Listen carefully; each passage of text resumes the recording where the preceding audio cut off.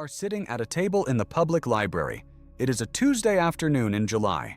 The kind of afternoon where the air conditioning hums just loud enough that you can pretend there is no outside world.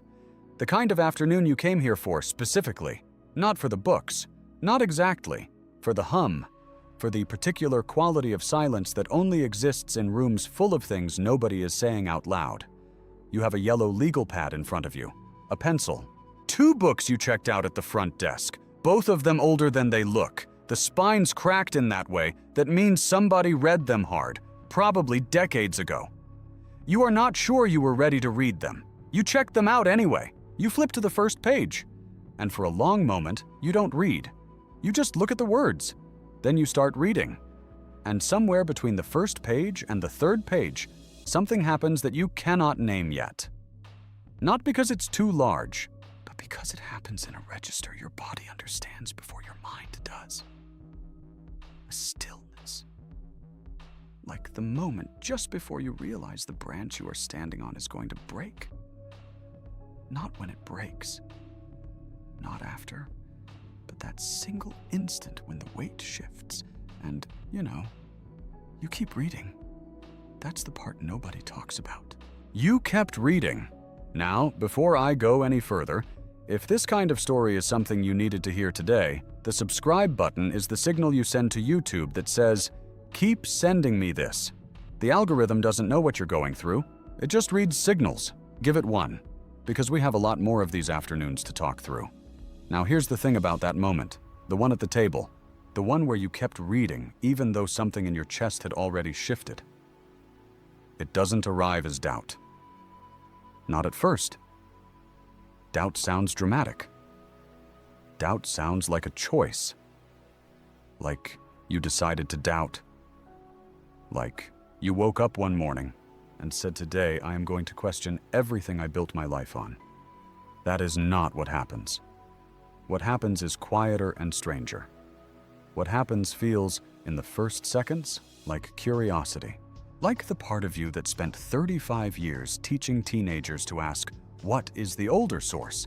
just found a new document to apply the question to. You are a history teacher. Were a history teacher. 35 years. You trained yourself.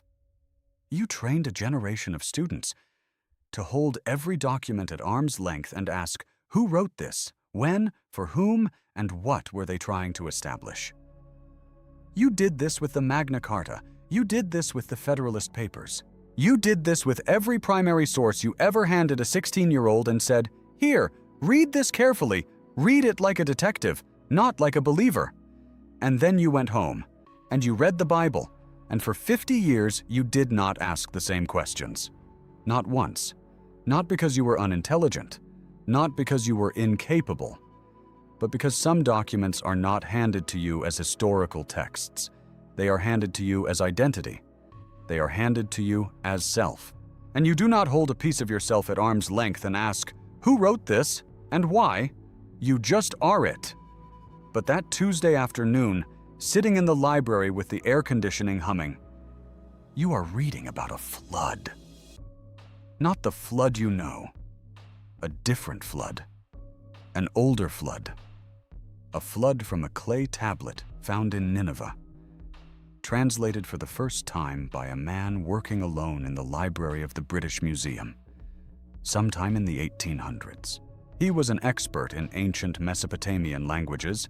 He was translating a tablet from Assyria, and partway through the translation he stopped, because the story he was reading was the one he already knew. The boat built to survive the waters. The animals, 2 by 2. The dove released to find dry land. The man chosen by a god to survive what everyone else could not. He had read this story every Sunday of his life. He thought he knew where it came from. He was wrong about where it came from. They say he was so shaken, so overwhelmed in that moment of recognition, that he stood up from his desk and began removing his coat right there in the reading room, oblivious to everyone around him. That kind of undone, that kind of rearranged. You think about him. A man alone in a library, a document in front of him, the ground giving way. and you look down at your legal pad and you realize your hand has stopped moving. You've been sitting in that chair for 45 minutes. The pencil hasn't moved in at least 10. You are not upset yet. That is the strange thing. You are not angry. You are not panicking. You are not bargaining with yourself. You are just very still. The way you are still when you are holding something that might shatter if you move too quickly. The book in front of you is not aggressive. It is not written by someone who hates religion. It is not a polemic. It is a work of historical scholarship about early Israelite religion. And it is written the way all good scholarship is written, carefully, with footnotes, with the tone of someone trying to describe what the evidence actually shows. That is what makes it so thorough. That is what makes it so impossible to dismiss. Because you can dismiss someone who is shouting. You can tell yourself they are angry, they have an agenda, they are trying to tear something down. But a man who is simply describing what the clay tablets say in the voice of someone cataloging pottery shards, that man you cannot dismiss so easily. Mark S. Smith describes it this way. Monotheism in ancient Israel was not the starting point. It was the destination, arrived at slowly, over centuries, through a process of cultural convergence and theological competition. The early Israelites were not a people set apart from Canaanite religion. They emerged from it. Yahweh, the God you prayed to every night before sleep, the God you led prayers to at the front of the church on Sunday mornings for 22 years, absorbing the characteristics of El, the high god of the Canaanite pantheon, and Baal, the storm deity. Not contamination, not apostasy. Original composition. You read that sentence 3 times. Not 3 times because it is hard to understand. 3 times because you understand it perfectly. You've been a deacon at your church for 22 years. You stood at the front, you led the prayers, you taught Sunday school, and you taught Genesis as literal history, as a unique account of a unique event. You never cross-referenced it, not once. You taught ancient Near Eastern history to high school students for 35 years, and you never once held Genesis up to the same light you held every other ancient document. You know why? You know exactly why. Sitting in this library chair, the pencil still in your hand, nothing written on the pad. Because some truths are not information. They are structures. And when you live inside a structure for long enough, you stop being able to see the walls. You are not looking at the walls. You are looking at everything the walls contain. Your marriage, your friendships, your sense of purpose on Sunday mornings, the prayers you said at your wife's bedside in her last months, the belief that she is somewhere, that somewhere is real, that the somewhere is waiting. The walls are not visible when they are everything. And then, one Tuesday afternoon in July, you pick up a book in a library, and the walls become visible. And once you see walls, you cannot unsee them. If you felt this, you know exactly what I mean when I say the reading didn't stop. Even when everything in you was screaming that it should. Because here's what happens next. You go back. Not away from the library, back into the books. Because now you have a question, and a question that has been alive for 50 years, without ever being allowed to breathe, does not settle quietly when it finally gets air. It expands. You look up the Ugaritic texts, the clay tablets unearthed in Syria in the 1920s, mapping the Canaanite divine council. El as the creator god, presiding over a pantheon of divine beings, his sons and daughters, a divine assembly that looks in every structural detail like the framework that Genesis is built inside of. And then you remember something. A psalm, Psalm 82. You have read it hundreds of times. It is in the Bible, which means it was always right there, waiting. God stands in the divine assembly. He judges among the gods. You sit with that sentence for a long time. Among the gods, not against the false gods, not above the imaginary gods, among them, as if they are there. as if the text itself, at some point in its composition, was still comfortable with the idea that the divine council was populated, that Yahweh was not alone in it. This is not something a scholar added.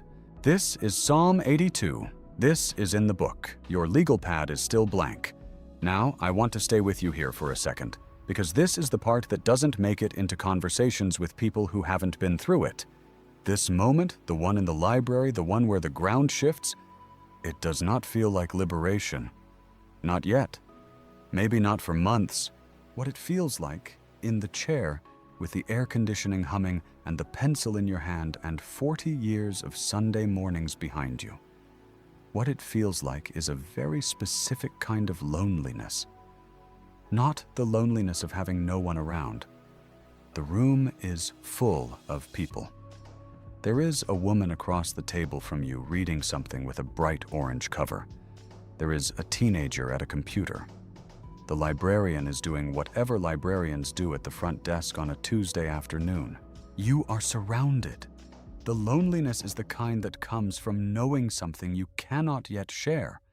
You cannot walk out of this library and call your pastor and say, "I just read Mark S. Smith's argument about the gradual convergence of Yahweh and El, and I need to talk through what this means for our theology." That conversation does not exist in your community. You have known these people for 40 years. You were at their children's weddings. You held their hands at hospital bedsides. None of that history has prepared any of you for this conversation. You cannot call your daughter. She has her own faith, and it is hers, and you will not be the one to reach in and disturb it. Your wife would have understood. You know this with a particular certainty that only makes the absence sharper. She was the one person in your life who could sit with a complicated thing and not demand that it resolve. She could hold contradiction and call it honest. She would have sat across from you at this table, and you would have read passages out loud to each other, and she would have said something true at the end that neither of you had thought of before. But she is not here. She has been gone for 3 years, and the quiet of the house after she left is the reason you came to the library in the first place. Looking for something steady, something that wouldn't move. Instead, you found the floor giving way. And not just any floor, the floor that held everything.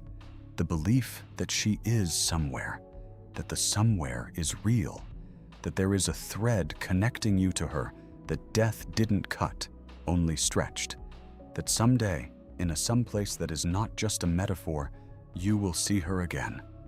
You sit with what this scholarship means for that belief. You sit with it for a long time. The air conditioning hums. Someone coughs across the room. You do not cry. Not in the library. You are not that kind of man. And this is not that kind of moment. What you do is set the book down very carefully, like you are setting down something breakable, and you fold your hands in front of you on the table, and you look at the blank legal pad, and you think, I am going to have to decide what to do with this. Not today, but eventually. Here's something nobody warned me about. This part. The part where the knowledge arrives before the grief, where you understand something fully, clearly, calmly. And the devastation comes later, quietly, in waves, for months. Where you drive home from the library in the afternoon and make dinner and watch the news and go to bed, and to anyone watching, you look exactly the same as you did that morning. But you are not the same. Something essential has reorganized, and you will stand at the front of the church next Sunday morning, and you will lead the prayer, and you will say the words you have said 1,000 times, and a part of you will be somewhere else, entirely, not above it, looking down, not outside it, looking in, just elsewhere. A part of you will be back at that table in the library, hands folded, looking at the blank page. That is what losing faith actually looks like for most people. Not a dramatic exit, not a confrontation, not an announcement, just a Tuesday afternoon in July When you read the thing that finally cannot be unread, and then you drive home and make dinner, and try to figure out what to do with what you now know. And I want to tell you something about what you now know. Something that took me a long time to understand. What happened to you in that library was not a failure of faith. It was not weakness. It was not the devil, which is a thing some people will suggest to you, and which will feel insulting in a way that is hard to articulate. The suggestion that intellectual honesty is spiritual danger. What happened to you was this. You applied to one document the same rigorous curiosity you spent a career applying to every other document. You asked the question that you trained yourself to ask. What is the older source? Who wrote this? When? For whom? And what were they trying to establish? And the document answered you honestly. The document, not the scholars, not the critics, not the people who want to tear something down.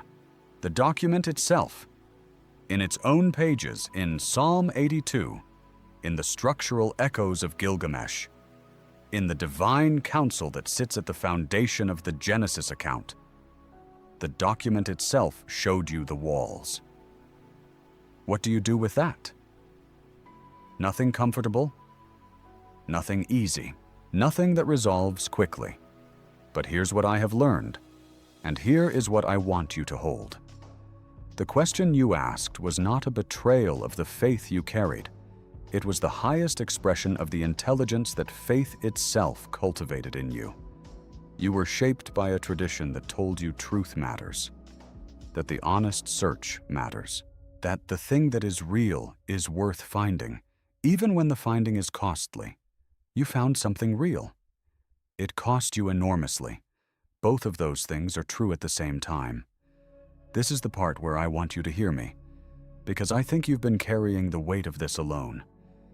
The way people in your situation always carry it.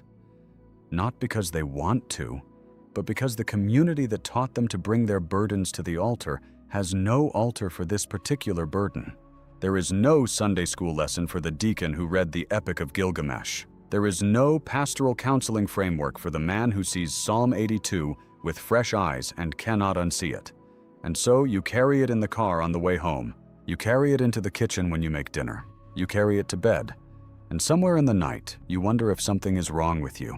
If a stronger person would have closed the book. If a better Christian would have found a way to make the evidence mean something other than what it clearly means.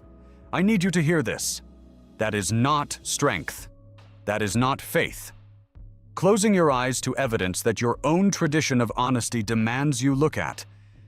That is not what the best of your tradition ever asked of you. What the best of your tradition asked of you was exactly what you did that Tuesday afternoon. To look at something directly.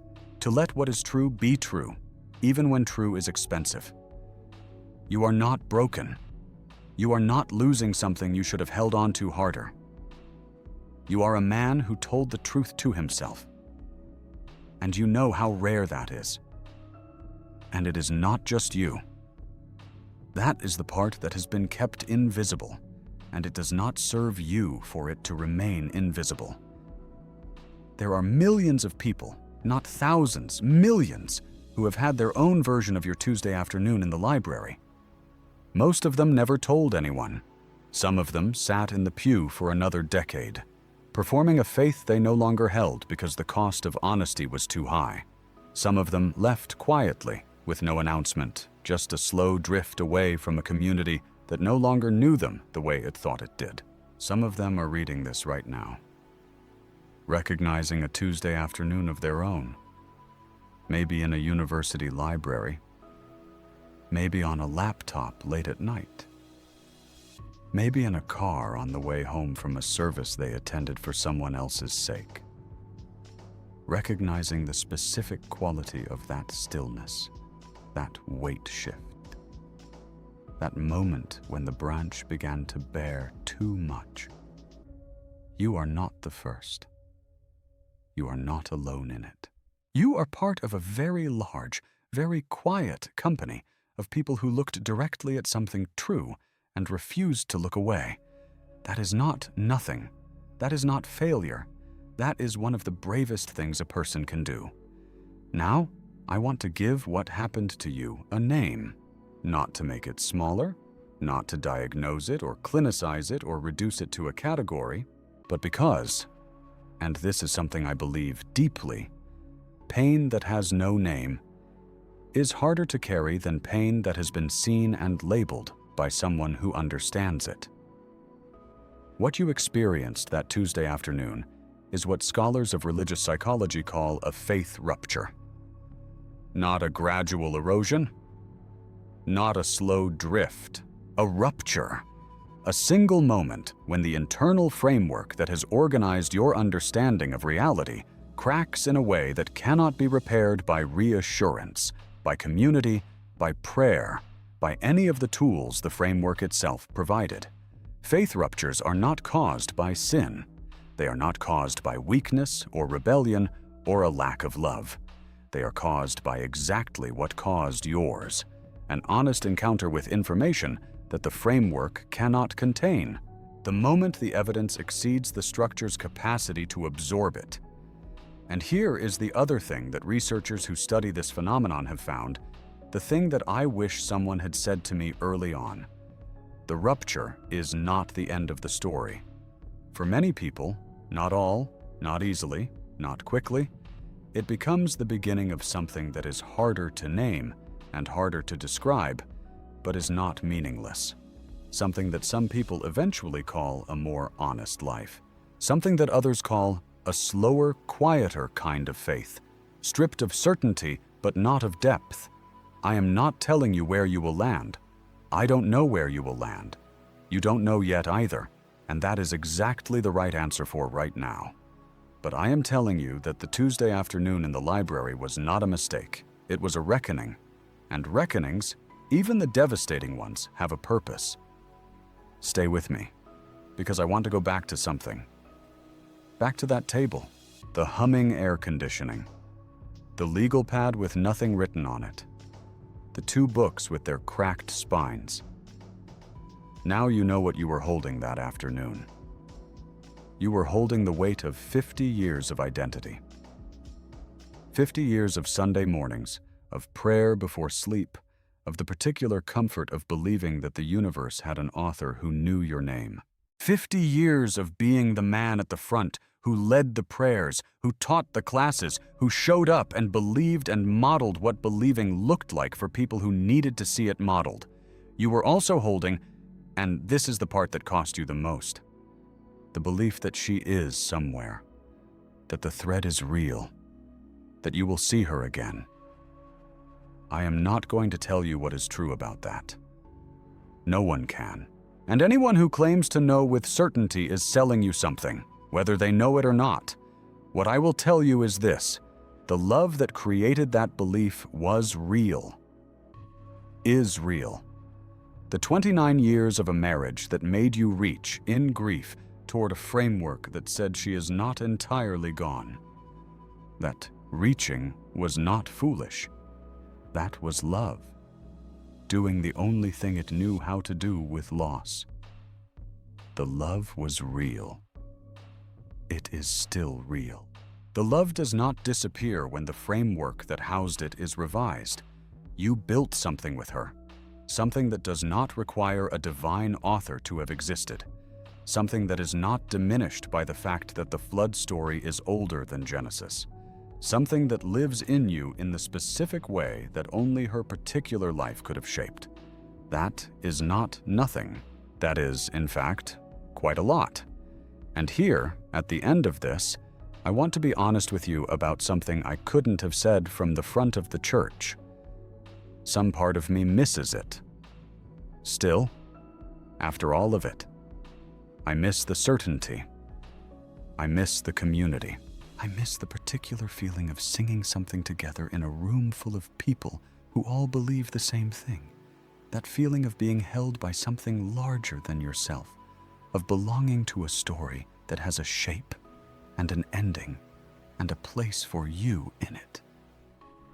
That is a real loss. It deserves to be called a real loss. Not a bullet you dodged, not a cage you escaped. A loss. With weight. With grief. With the particular texture of missing something that also hurt you, which is the most complicated kind of missing there is. But here's what I found on the other side of that Tuesday afternoon, slowly, over the months and years that followed. The honesty has a weight of its own, a different kind of weight. Not the weight of belief, but the weight of being exactly who you are, in exactly the world that actually exists, without the particular energy required to maintain the architecture of something you can no longer fully see. That is not nothing either. Some mornings, not all mornings, but some, it is enough. If something in this video reached something you've been carrying, I want to ask you one thing. Not a favor for the algorithm, a favor for someone who might be sitting in their own version of that library chair right now. In the description of this video, there's a link to the Spinoza Forever Library. 5 volumes that I've spent years putting together. Everything I read in those summers at the library, everything that helped me understand what happened to me and why, it's there. Not to convince anyone of anything, not to build a case, just to give people who are in the middle of their own reckoning a place to start. If you're in that chair, it might matter. It mattered to me. And if you've supported this channel with super thanks, if you've ever clicked that button, I want you to know what it actually does. It doesn't go to a corporation. It goes directly to keeping this conversation alive. The kind of conversation that can't happen from a pulpit, that doesn't fit in a support group, that most of us have never been able to have out loud. You made it possible to keep having it. If this reached you today, and you want to make sure we can keep having it, you know what to do. There is one question I want to leave you with. Not to answer right now, just to sit with. Think about the Tuesday afternoon of your own. Not necessarily in a library.